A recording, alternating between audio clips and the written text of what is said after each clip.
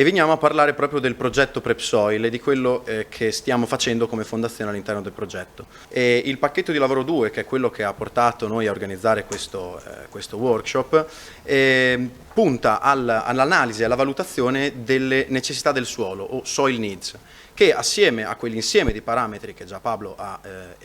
descritto prima, quindi le cause esterne, le pressioni, gli impatti sul sistema suolo e di conseguenza le risposte che si possono valutare per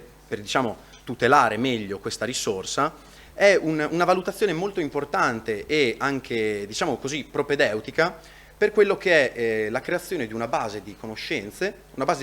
che servirà poi all'Unione Europea per andare a raggiungere la sua missione di ridurre e di ritornare al 75% dei suoli in salute nei suoi territori attraverso una serie di strumenti che sempre l'Unione Europea sta implementando, che sono queste realtà modello di cui già abbiamo sentito parlare prima, che sono Lighthouse Farms e Living Labs, ossia aziende faro che sono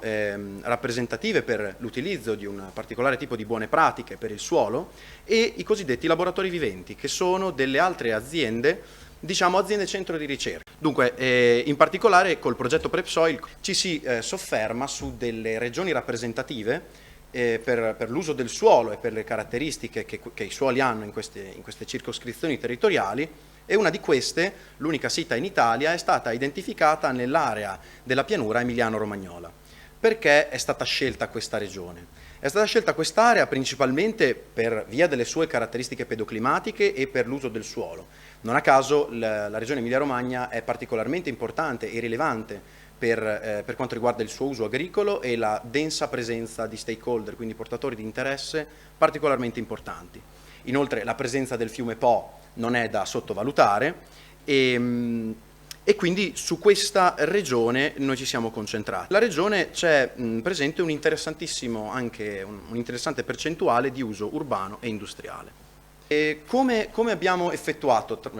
all'interno della fondazione quindi lo studio di quest'area? Prima è stato svolto un lavoro di ricerca preliminare, e inoltre abbiamo consultato l'importantissimo sito della regione Emilia-Romagna, che contiene delle preziose informazioni attraverso la sua cartografia. Ma veniamo qui all'ultimo punto, che è il più importante, che è quello del coinvolgimento, del stakeholder engagement. E questo perché il progetto stesso preme molto sul coinvolgimento e sull'ottenimento delle visioni che gli attori del territorio hanno, perché permettono quindi di andare a individuare delle soluzioni migliori e più adatte a questo specifico tipo di areale. E poi vi faccio un brevissimo identikit di quanto abbiamo ad ora trovato riguardo alla regione, ossia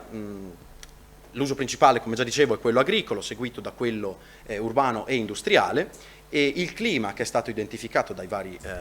documenti che abbiamo analizzato è di tipo generalmente subcontinentale, e come minacce principali per il suolo, che andranno maggiormente studiate, abbiamo identificato il suo consumo e l'impermeabilizzazione, che negli ultimi anni è aumentato parecchio, la siccità, la presenza di eventi estremi, in più il pericolo di contaminazione e inquinamento dei suoli, e infine la perdita di sostanza organica, che è una tematica di cui si parla poi da molto tempo.